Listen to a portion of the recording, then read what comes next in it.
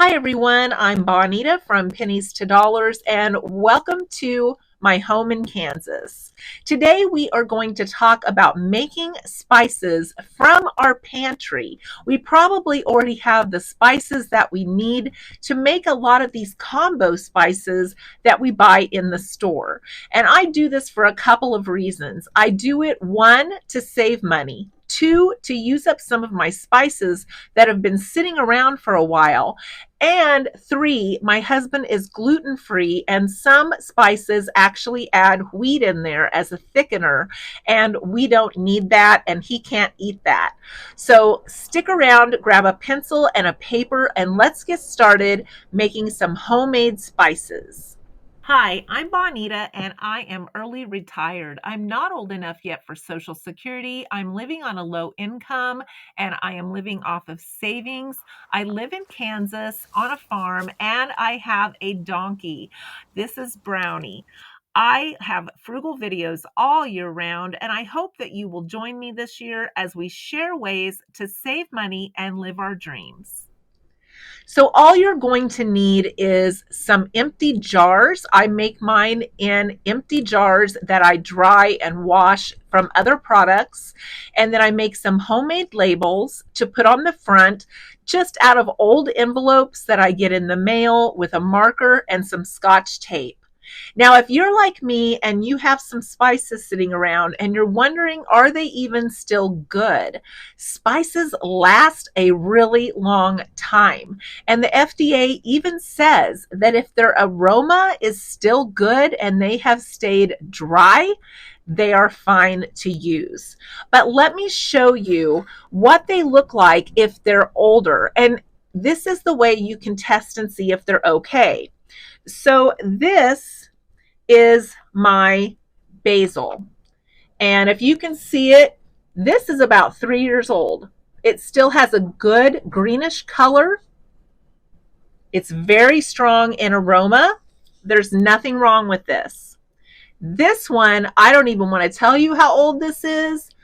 It is probably going on 10 years old. The aroma is less strong. The color is not quite as green, but it could still be used. You're not going to get sick by using this. It's been in a glass jar, it's been stored, and probably part of the reason that it turned colors is it wasn't in a dark place. How many of us have spice racks that are mounted on our kitchen wall? Spices actually last longer in color and aroma if you keep them in a dark place like inside your cabinet. That is something that I've never really done except for maybe getting a really large bulk spice that I can't fit on my spice cabinet. But I'm not scared to use these older spices. Let me show you another one. This is parsley. It's still really green, still has a very strong aroma. This one's aroma is almost gone and it's more of a yellow color. So you could still use this. It might not have a lot of flavor to it. It would probably just be more like for pretty, like if you were making something and you wanted to have some little flakes of things in there for the beauty of the item that you were making, but it probably wouldn't have a lot of flavor. Now, I use parsley a lot as a garnish to just make it look pretty. I don't always use it for the flavor, but I do use a lot of parsley. I put it in my chicken and noodles. I'll put it on top of casseroles. I'll put it in chicken and rice, and a lot of that is just for the pretty that's in it. I don't ever really taste the parsley, but some of the spices we'll make today will include parsley. So I just wanted to show you a couple of examples of what the FDA says to look for. Now, this video will probably be in two parts because I have a lot of spices that I want to share with you, and this is a requested video. So let's get started making some spices to keep in our pantry from the items we already have. So our first recipe is for Italian herb seasoning. You probably have everything already in your pantry that you need for this. I'm not going to take the time and measure everything out to prolong the video. I'm going to give you the recipe and show you the ingredients, and then you can mix it together and store it in your own jar for use later, just like you would use the spice that you buy. So the things you need for this is 1 tablespoon of basil, 1 tablespoon of thyme, 1 tablespoon of rosemary, and then 1 tablespoon of marjoram. Marjoram is not something that I've ever stocked. It's something that we had in an old spice cabinet that belonged to my husband when we got together, and I found it and started putting it in some of the recipes, but I've never purchased this. So if I didn't have this, I would just skip it. So sometimes you can just skip things that are not significant to the recipe, but if you have this, by all means put it in. If you don't, I wouldn't worry about it. And then you need a tablespoon of parsley, 2 tablespoons of oregano, and a tablespoon of red pepper flakes. And that's all that goes into your own Italian herb seasoning that you can keep in your pantry. And these are all pretty much normal spices except for this one. So you probably already have these on hand. So our next recipe is for seasoned salt. And this is just a knockoff of the Lowry seasoned salt in the store that is so stinking expensive. So what you're going to need for this is 5 tablespoons of salt, a tablespoon of paprika, 2 teaspoons of onion powder, and 2 teaspoons of garlic powder.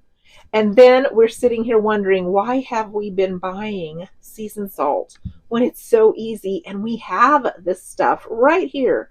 So make your own, store it in your pantry in a glass jar, and you have your own homemade seasoned salt. Our next recipe is for sweet garlic pepper, and this is so good. You can use it as a rub for chicken, for fish, however you want to use it. But this recipe again is super easy. It's just a 1/2 teaspoon of onion powder, a 1/4 teaspoon of paprika, a 1/4 teaspoon of parsley, 2 teaspoons of black pepper, 2 teaspoons of garlic powder, 2 teaspoons of cumin, and a 1/2 teaspoon of salt.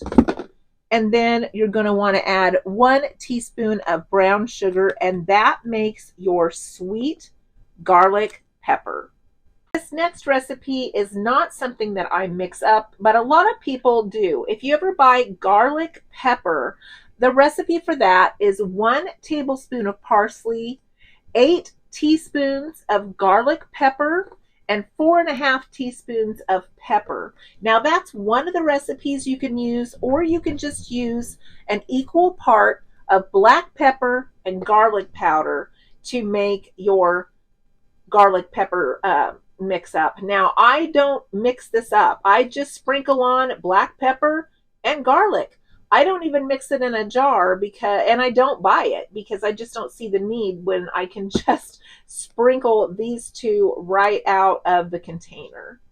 Our next recipe is for sausage seasoning. Now, my husband likes to make a scramble in the morning with ground sausage.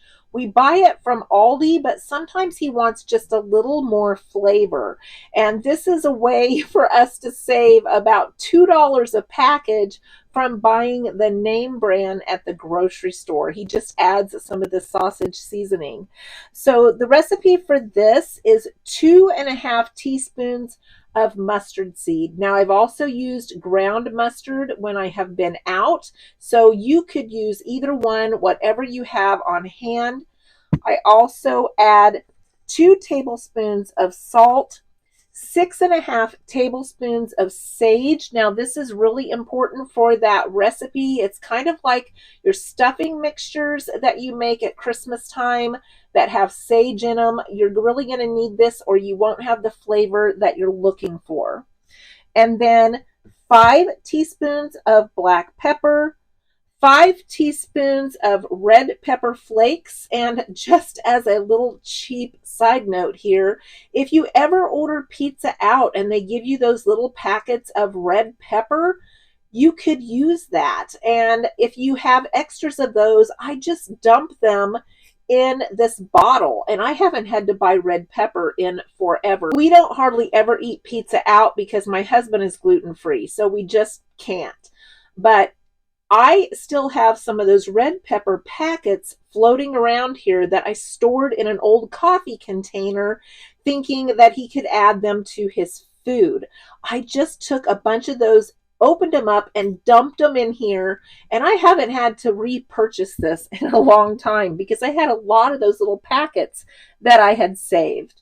And then 2 teaspoons of garlic powder. So you mix all that together, and you have a sausage seasoning that you can add to your breakfast, to any ground sausage, to any sausage casseroles, and it will just make a world of difference. Here is the one that I have. And before I went to Texas, I had this thing filled way up here to make sure he did not run out while I was gone. And you can see how much he has used since I was gone. So he uses the heck out of this and really likes it. Those are the 5 recipes that I wanted to share with you today. There will probably be a part 2 because I have several more and I don't want to make this video too tedious since you're writing down recipes. But I do want to share that the FDA says any whole spices will actually even last longer than the ground and the flaked. So your mustard seed, your dill seed, your whole cloves, those will actually even keep their flavor longer than the ground and the flakes. So that's something good to know.